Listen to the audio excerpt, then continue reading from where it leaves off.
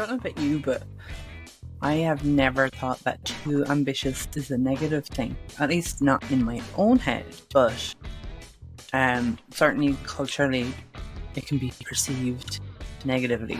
You're too pushy, you're too bossy, you want too much, you're never happy.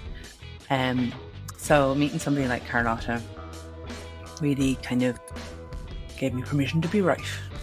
And hopefully you get the same feel from it too.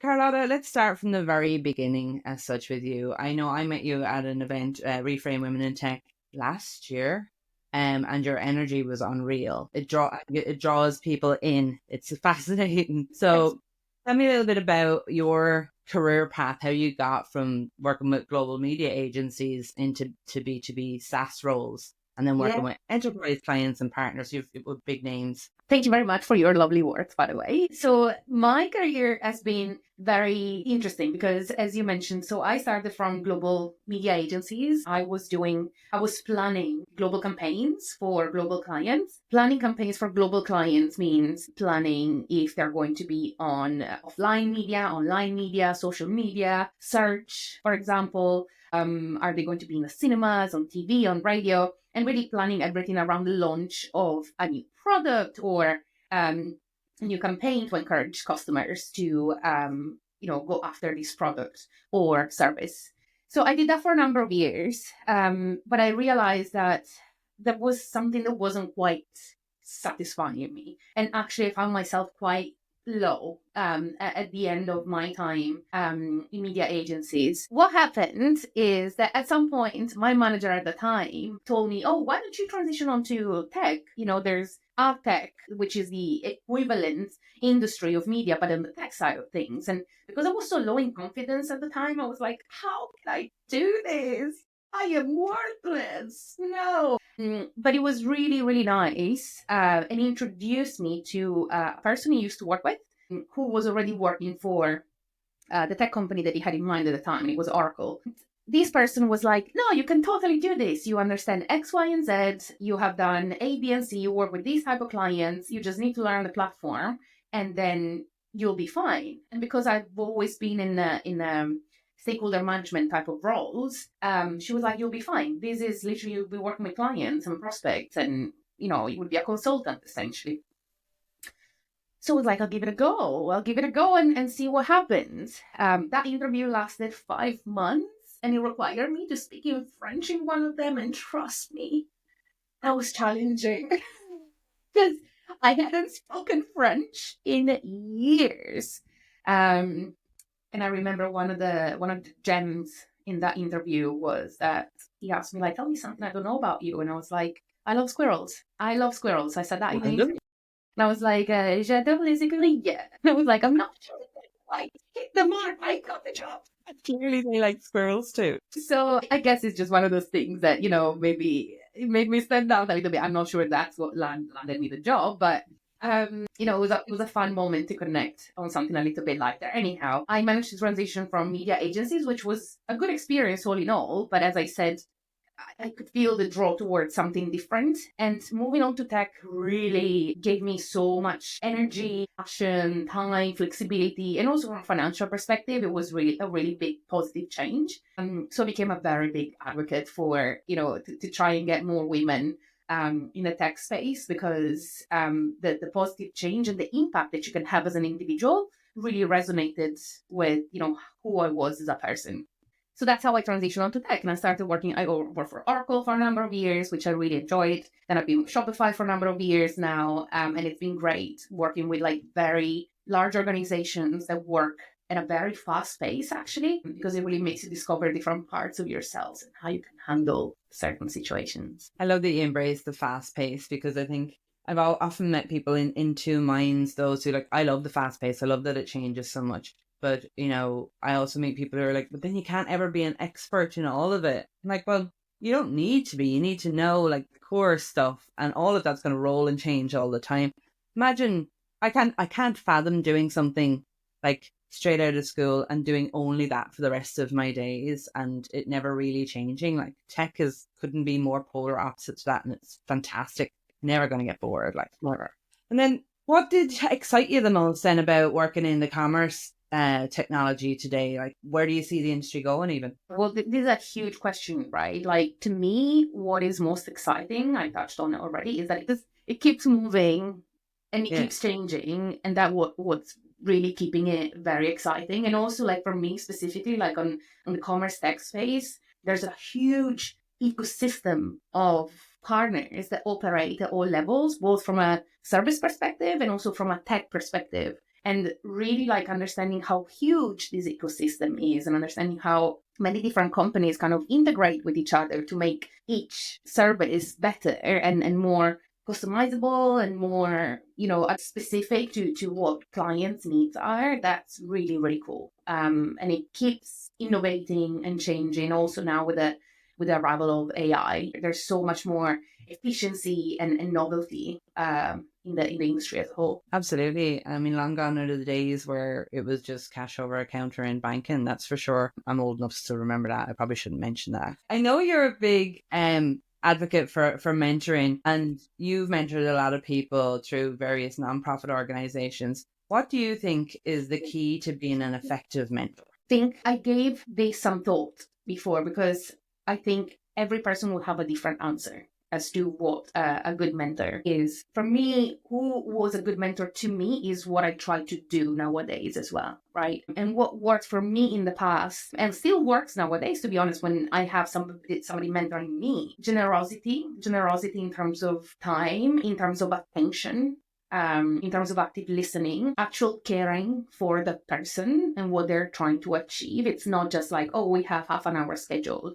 No, it's like, have you done what we've discussed? Have you looked into this? Have you done that and that? I really like holding people accountable, which kind of connects a little bit to like tough love in a way. I much more prefer when somebody tells me, no, you go and do this. Like, if you don't do this, you're going to miss out, right? And then it's up to the person on whether or not, they're going to act on it. I think with mentoring, you really get out of it what you put into it. So I think that's a very important aspect. That tough love and pushing the boundaries of what we think is possible. Because ultimately, I feel like whenever I have a mentoring relationship, my mentees tend to all have a challenge with confidence because maybe they haven't done something. It's the first time that they're approaching a specific topic or a specific experience or project. And generally speaking, confidence is the result of you doing something rather than something you need in order to do something, Yes, right? absolutely.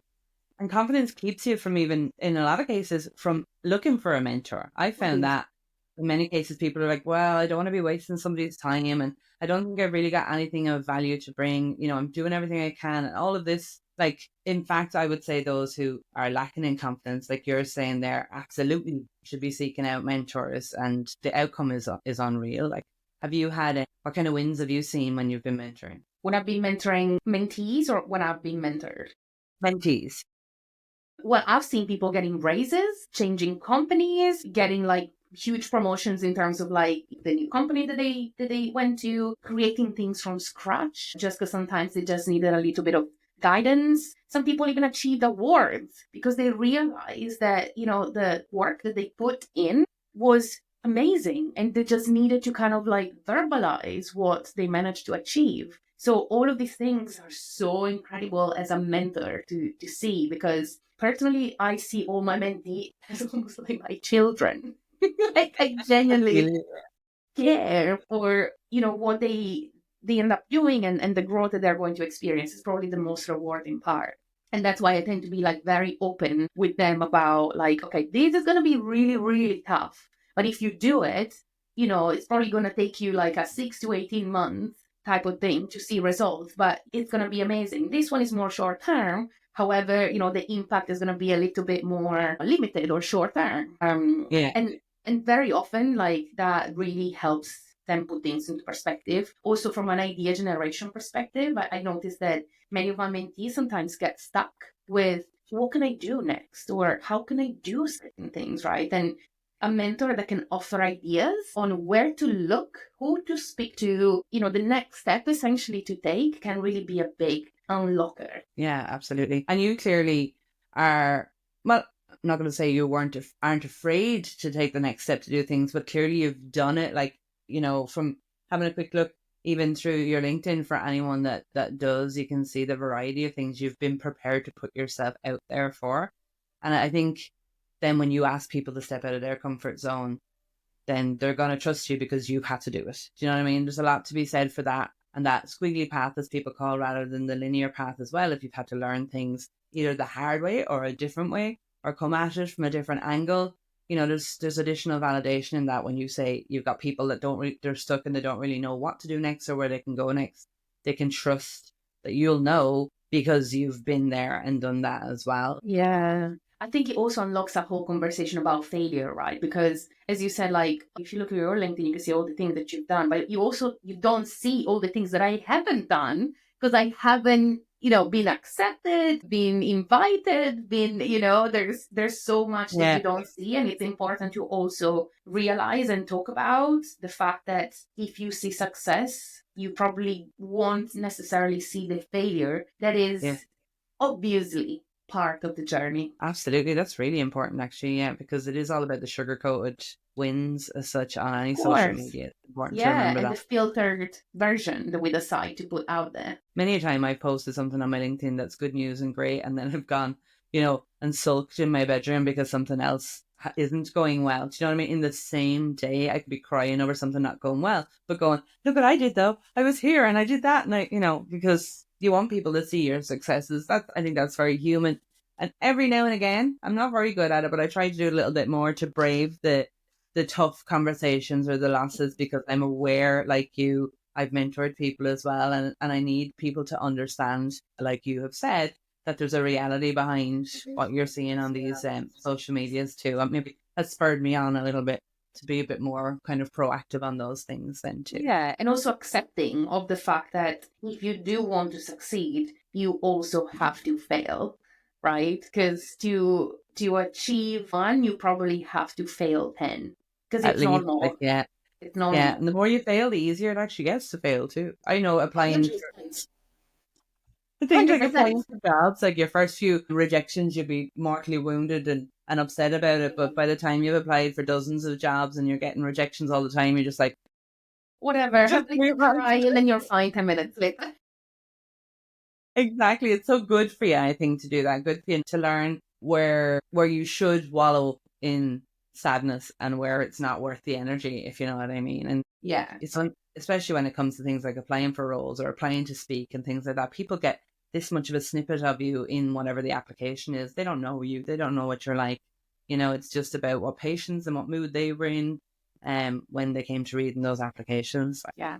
I agree. In the nature of you doing lots of different things, then you also guest lecture. I've actually never even, well, no, I haven't heard of that. I've heard about guest lecturers, but I've never met anyone that's done it before. So how did you go about becoming a guest lecturer? I understand it's at the University of Sussex. And what led to that? Do you like it? Um, it was a little bit random, to be honest. I didn't actively seek it. And also, I don't do it I do it on an annual basis because obviously with a full-time job, that's all I can commit to.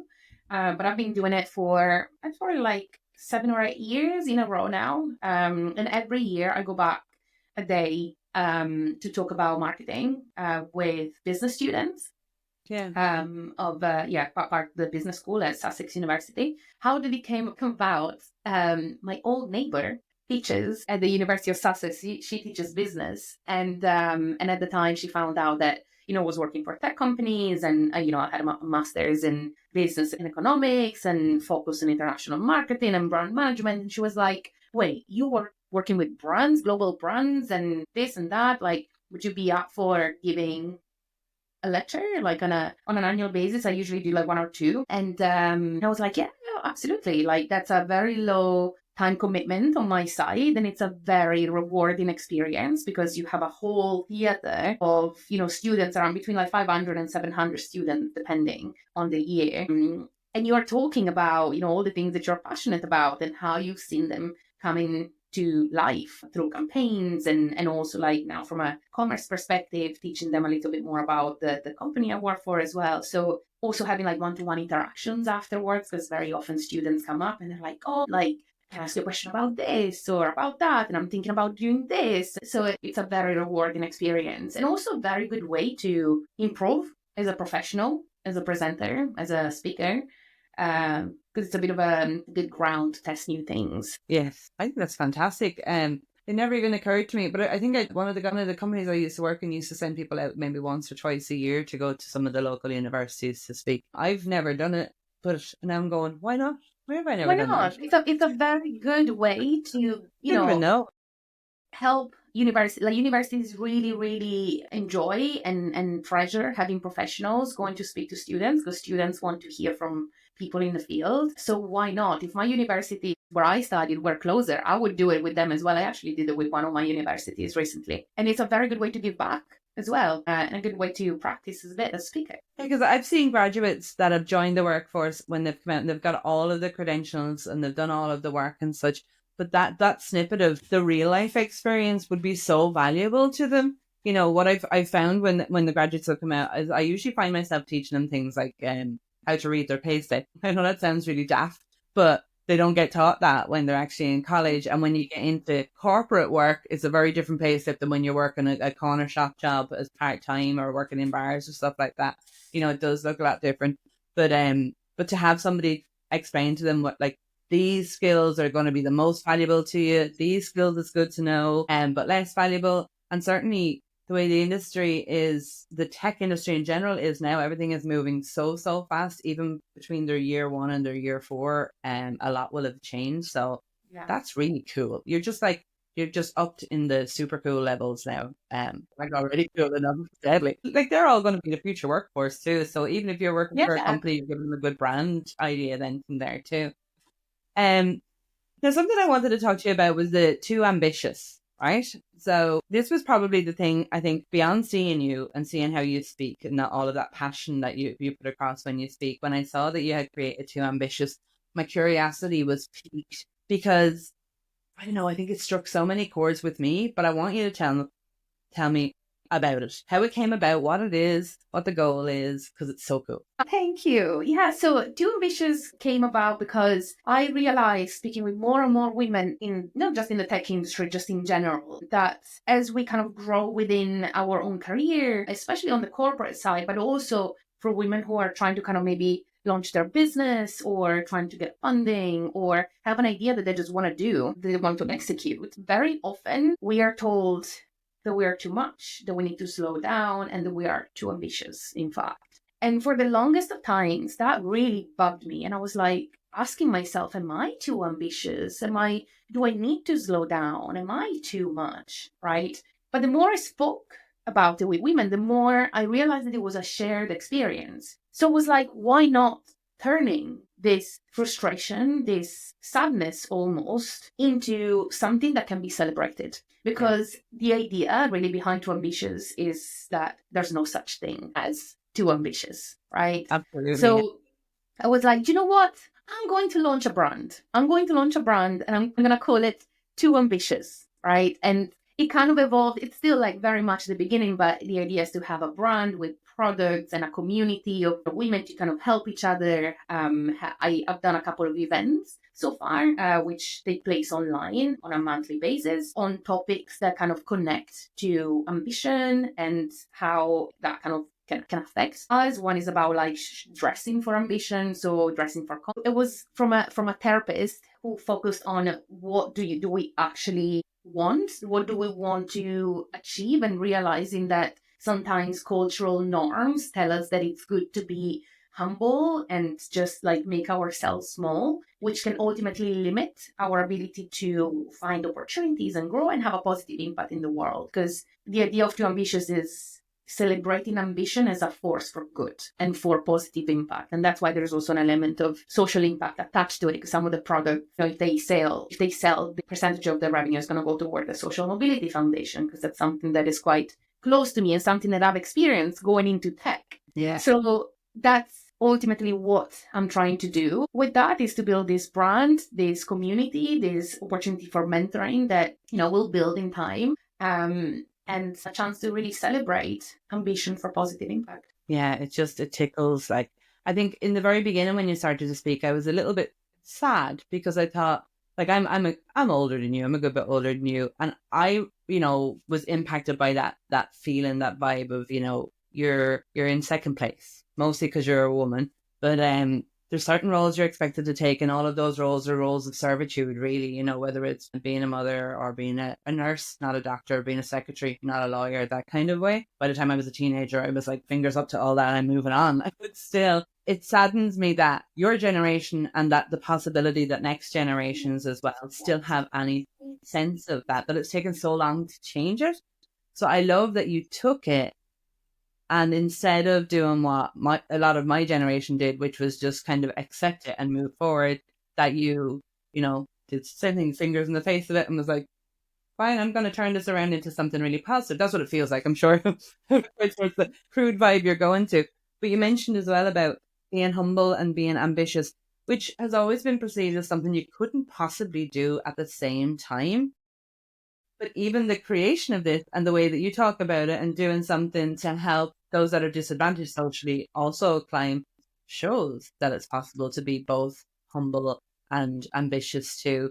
It's not unattainable. It's absolutely doable. So I love it. completely agree. I think there's a very big difference between, and this is something we discussed during the last session of Too Ambitious as well. Like, there's a very big difference between like humility and, talking about things in a way that like you're not being arrogant. You're just talking about like some things that you've done that can potentially help other people. I can't Yeah. begin to tell you how many times I have been inspired because people talked about what they did, who they met, what they learned. So why would it be a bad thing? And yes, of course, sometimes we read things and you're just like, gosh, it just comes across as a little bit cringy. I think there's way to position things, and everybody has a way of doing it that might or might not resonate with Yeah. us. But ultimately, the point is this helpful to me? Yes or no? If not, okay, whatever, I can move on. Is it helpful? Great. Let me see how I can use it. And that's, what I think is important to also recognize with with advocating for ourselves. Absolutely. And that sentiment is exactly what led to this podcast, is that I found myself having conversations like this one with you. And I'm thinking the whole time, like, I know dozens and dozens of people who would really benefit from hearing that. Even the bit you mentioned there about posting things and feeling cringy about it. I've definitely done that. But for other people, I've had conversations with people as well, like mentees, where I've said that to them and they're like, oh, I could probably post it then, because it's not just me that feels cringy posting it. I want to tell people that I'm doing great things, but I also just feel uncomfortable doing it because it feels cringy. I'm like, tell them about the great things. Run away from your computer if you must and go, oh my God, so cringy. But post it and get used to posting about the great things that you're doing, because other people will post about theirs and you'll disappear into the shadows. And there's a place for it. Like, if it's something like LinkedIn and you're trying to build your brand for future roles or for business and things like that, absolutely. But the humility, there's a place for that also. I don't know. I think the cringe thing comes from generations of conditioning where we're supposed to be quiet or we're supposed to be reserved. Mm-hmm. And it's not necessarily because we're going, look how great I am.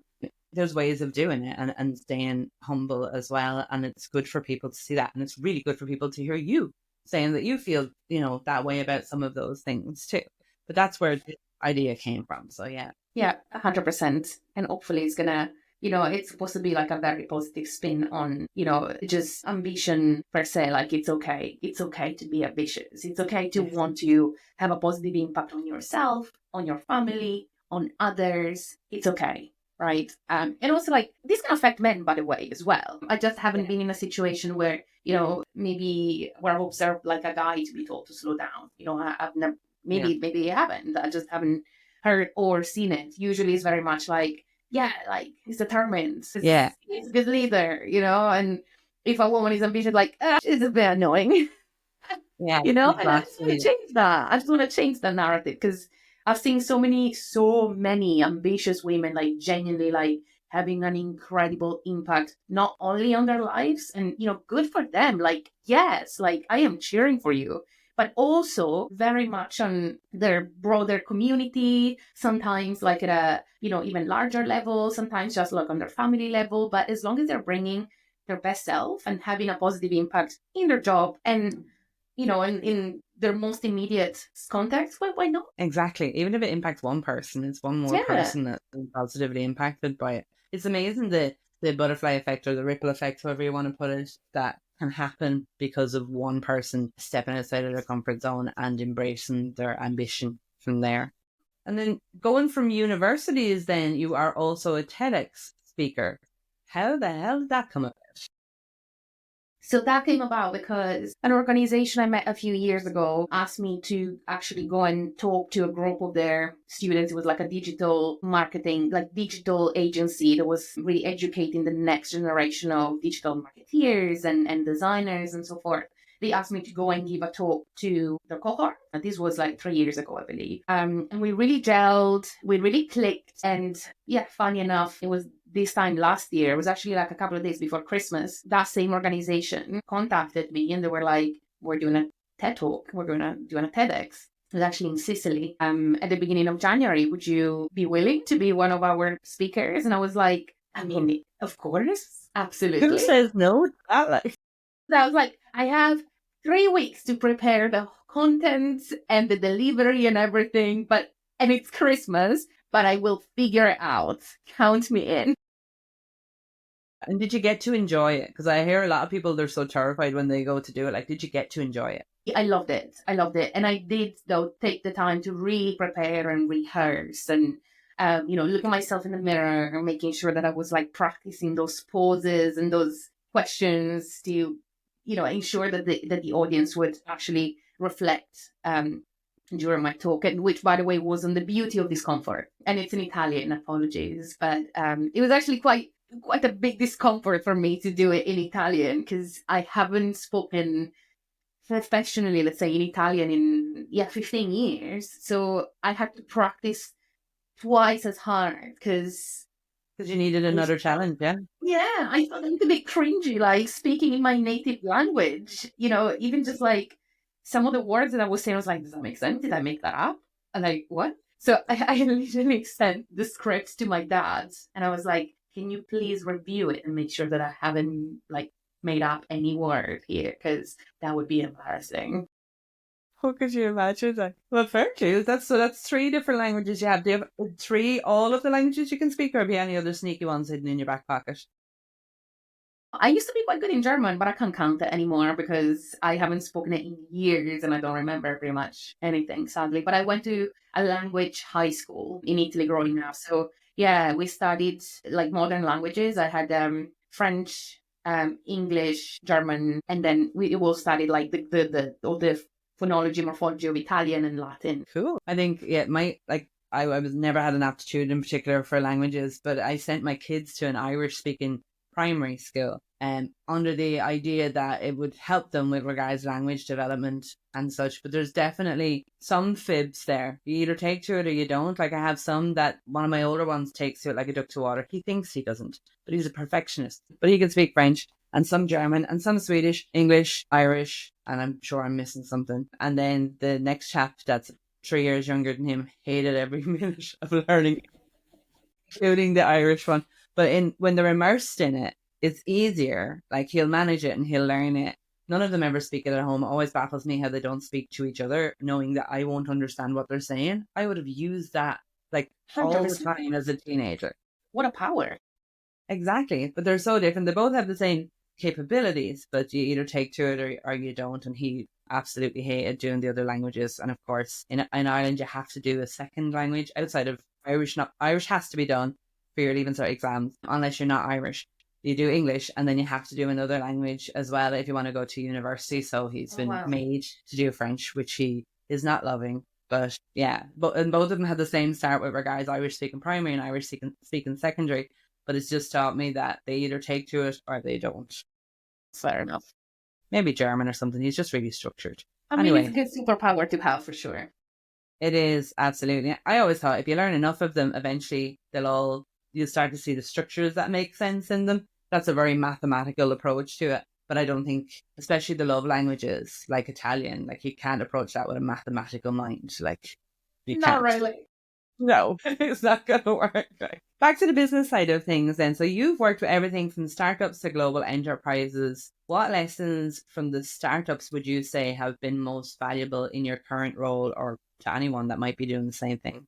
Yeah. So very, very different approaches for sure when it comes to startups and global enterprises. The one thing that really helped me kind of grow into the larger type of organizations is the ability to like think creatively, how can we solve something? Because that no matter the size of the organization will remain. There will always be new challenges, new problems to address, issues to resolve, very often with limited resources. So the creative solutioning and really thinking, okay, if I do something, what is the impact going to be? That is definitely something that I've brought with me throughout my career. Yeah. And also something that I really learned over the last few years is the importance of learning how to measure your impact, which can be frustrating Yeah. sometimes because not all roles lend themselves well to measuring impact or understanding like A led to B. But ultimately, if you think about it